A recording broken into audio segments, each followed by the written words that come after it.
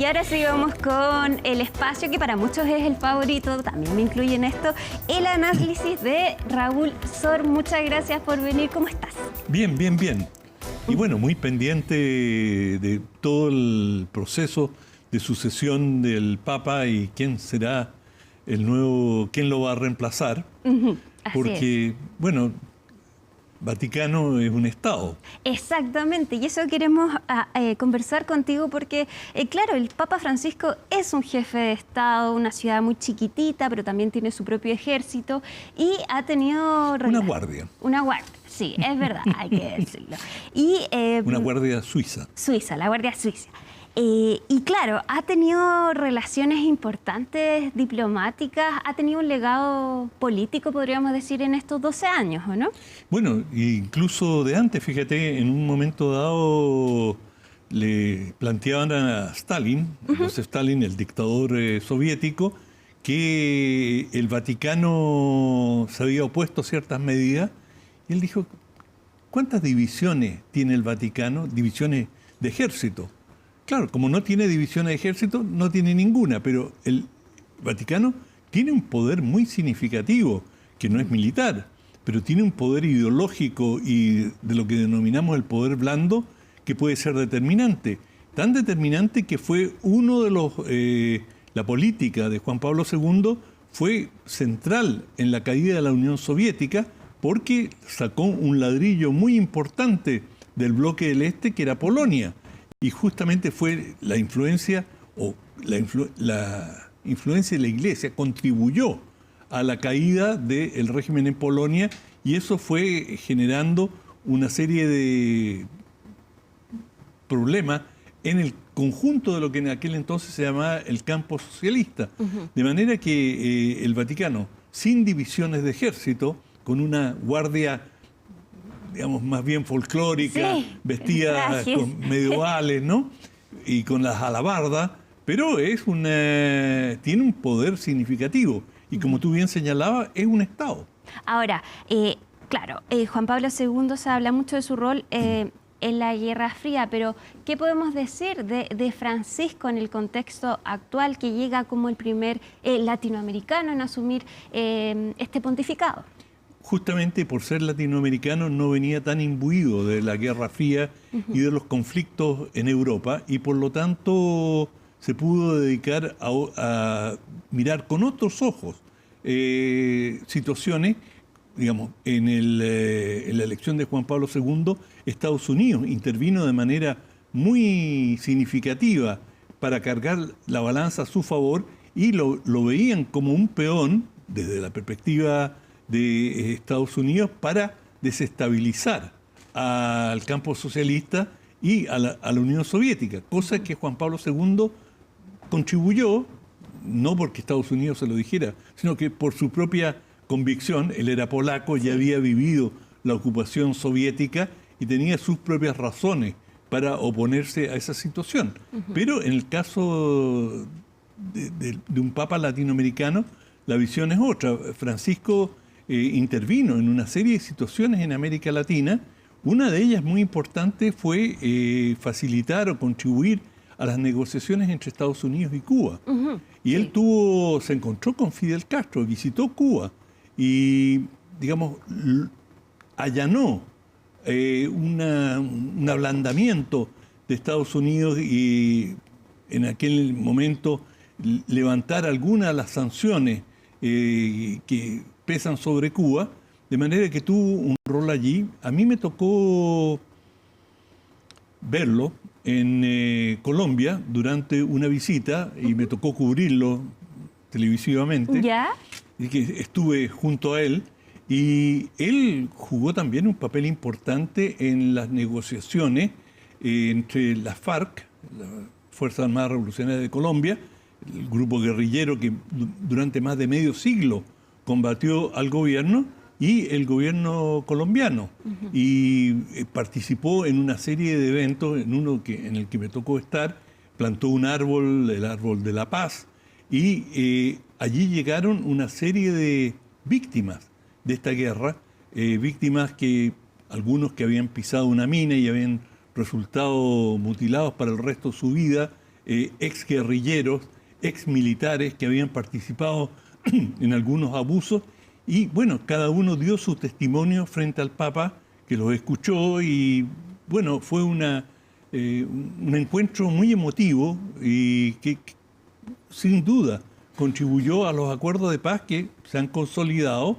Todavía permanecen algunos movimientos guerrilleros en Colombia, pero las FARC terminaron efectivamente disolviéndose y se abrió un nuevo capítulo en Colombia. Bueno, ganó el premio Nobel el presidente de ese entonces de Colombia, El presidente Santos, claro. Sí. Ahora, se habla también mucho de que este Papa del fin del mundo, que de hecho él lo dijo cuando saluda en la Plaza de San Pedro, también intentó sacar el anclaje del catolicismo de Europa y llevarlo también a las periferias. Viajó, de hecho, también a Irak. No fue el Papa viajero, pero sí se preocupó un poco de sacar este Si no le ganó núcleo, a Juan Pablo II. No le ganó, pero intentó sacar el núcleo de Europa. Es cierto, y él, digamos, buscó también abrir la influencia de la Iglesia Católica hacia Asia, hacia África, y también hizo un esfuerzo, y esto hay que decirlo, fue la continuidad de un esfuerzo que la Iglesia Católica ha venido realizando a través de, por lo menos los dos últimos papados, de una visión más ecuménica, es decir, de llegar a un acercamiento con la Iglesia Ortodoxa rusa. Se reunieron, de hecho. Exacto. Sí. Y que son cristianos, no son católicos, pero son cristianos. Y hay muchas iglesias cristianas, los evangélicos, y por ejemplo, en Egipto, los coptas, y una serie de otras iglesias que tienen raíz cristiana y que por distintas razones históricas se han ido separando, pero, digamos, Vaticano y los últimos papas han tratado de volver a esta visión ecuménica y tratar de acercar las distintas ramas que se han ido distanciando.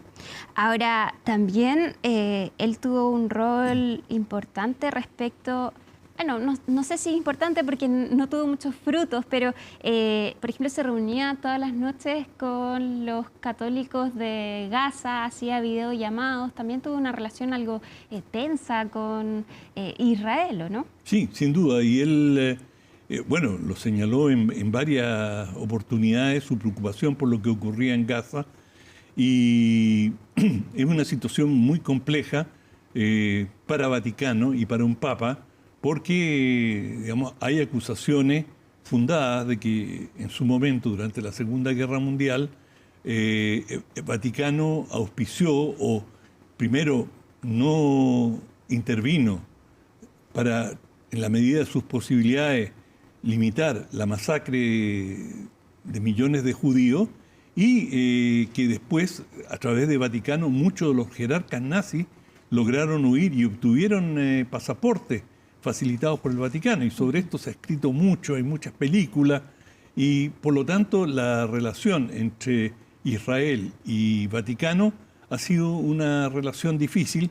Hay ahí cicatrices que no están completamente cerradas, pero independiente de eso, la gravedad, la profundidad de lo que está ocurriendo en Gaza, yo creo que Francisco tuvo una postura valiente, decidida, en defensa o por una protección de esta gran población, más de 2 millones de personas, que están desvalidas frente a una agresión militar que no guarda relación con lo que se está viviendo. Ahora, siempre volvemos a hablar de Donald Trump, hay que decirlo, pero es el tema del momento. Donald Trump va a viajar al funeral del Papa el próximo viernes, pero él también se enfrentó a las políticas migratorias de Donald Trump. De hecho, los migrantes fue un tema al que le puso mucha atención el Papa Francisco y criticó la creación de muros por parte de Estados Unidos. Sí, bueno, hay que recordar que el Papa era jesuita y los jesuitas en todo el mundo y también en Chile han jugado un rol muy importante en la defensa, en la protección de los inmigrantes.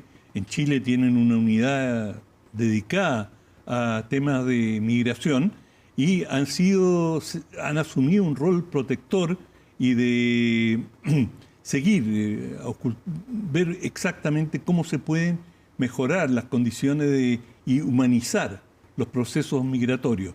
Y esto lo han hecho los jesuitas en distintos lugares del mundo.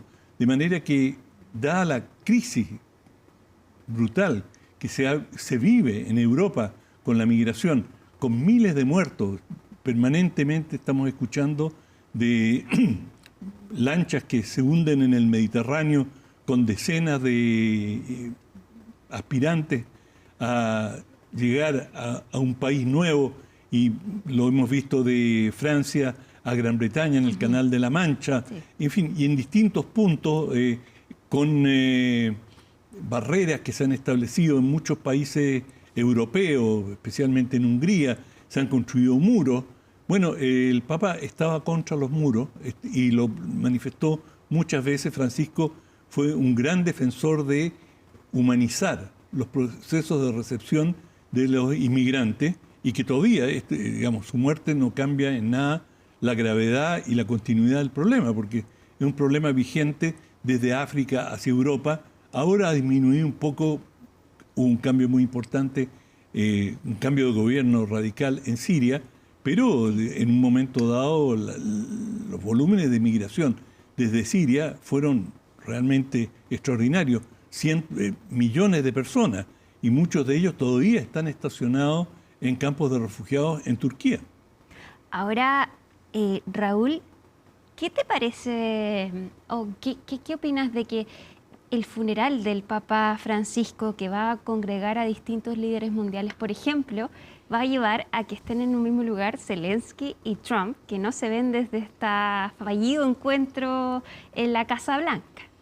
Bueno, los entierros, trágicamente, muchas veces son eventos diplomáticos importantes que le dan la oportunidad a estos jefes de Estado para encontrarse y hablar de manera informal, si es que quieren hacerlo, por supuesto. Sí. Pero veremos cómo se da esto, pero claro, esta convergencia de tantos jefes de Estado en Roma va a ser un evento importante desde el punto de vista mundial. No necesariamente van a salir resultados, habrá que ver, dado que la relación entre Zelensky y el gobierno estadounidense es bastante precaria, al punto que Rubio se retiró de una conferencia en Londres sobre Ucrania, y que se ha planteado de que para Ucrania Estados Unidos propone que simplemente renuncie a los territorios que ha ocupado Rusia.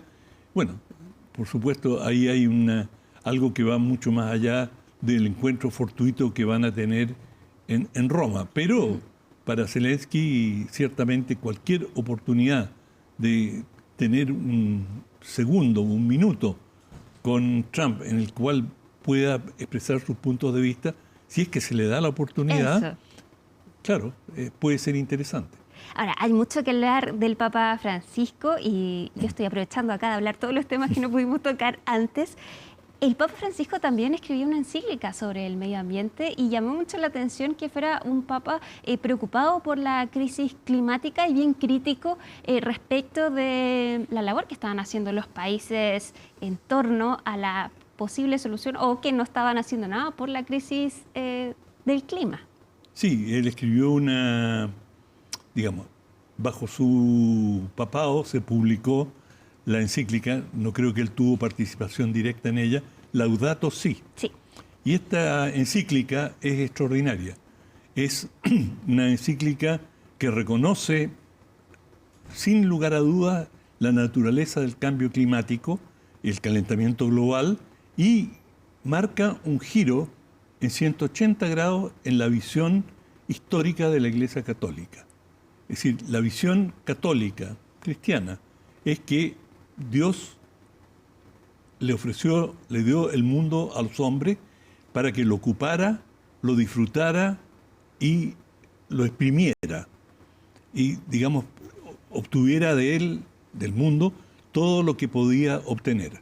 Y que, digamos, podía pescar, podía cultivar, y todo esto era encomiable.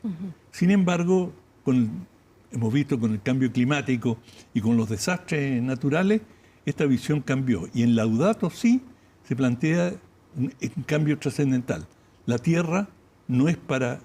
Dios no se la dio a los hombres solamente, sino que a todas las especies que la habitan. Y que por lo tanto los humanos tenemos la responsabilidad de cuidarla. Es un enfoque completamente diferente. Y en ese sentido yo diría que desde esa perspectiva el planteamiento de Laudato Si y de Francisco es revolucionario, porque es un viraje realmente extraordinario.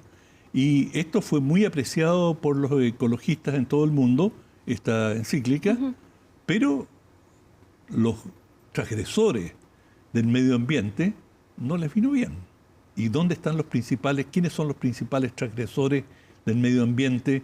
¿Quiénes son los peores enemigos, si queremos? Son los contaminantes, los contaminadores. ¿Y quiénes son la industria que más contamina? El petróleo. Es decir, el calentamiento global viene de las emisiones de CO2, que es producido por los combustibles fósiles. Y por supuesto, en Estados Unidos, incluso a nivel de gobierno, tuvo una respuesta bastante dura y le dijeron, ¿sabe usted, papá? Preocúpese de sus asuntos religiosos, que nosotros nos preocupamos de la economía. Así de duro. Y bueno, esto, yo creo que en el legado de Francisco, su vocación proecológica va a quedar como uno de los puntos más altos de su intervención. Claro. Mira, hablando de los puntos más altos, pero también hay hartos críticos del Papa Francisco. Por ejemplo, bueno, ya hablamos del tema de los casos de abuso sexual por parte de la Iglesia con la Mati, pero respecto también del rol de la mujer, que no se avanzó mucho en este tema, para algunos, dado que la mujer no puede ocupar cargos en el sacerdocio. Pero hay otros que dicen que efectivamente el Papa tuvo una mirada importante hacia la mujer, decía que en la Iglesia es mujer. ¿Cómo leerías tú los cambios que hizo o si no hizo cambios? No, yo creo que fue un Papa conservador en asuntos religiosos, claramente conservador, y nadie discute que fue conservador. No hizo grandes cambios y uno de ellos se esperaba un avance mayor en el tema de la mujer, cosa que no ocurrió más allá de algunas palabras para apaciguar la crítica. Declaraciones. Exacto, pero en los hechos no hizo grandes cambios y, digamos, de la perspectiva interna de las estructuras de la Iglesia fue conservador y las políticas también fueron conservadoras frente a temas como el aborto, el divorcio, en fin, en una serie de materias fue un papa conservador, pero, digamos, su progresismo se expresó en materias como el medio ambiente y los pobres de los pobres, quizás los que más sufren, los migrantes. Interesantísimo este análisis de Raúl Sor. Muchas gracias por venir. Nos vemos el otro miércoles, ¿no? Sin falta. Sin falta. Y nosotros quedamos atentos entonces a lo que sigue ocurriendo respecto de la muerte del Papa Francisco. Se viene el funeral el próximo sábado. Vamos a estar también cubriendo ese hecho. Nos vemos nosotros el próximo miércoles. Muchas gracias por acompañarnos. Síganse en N.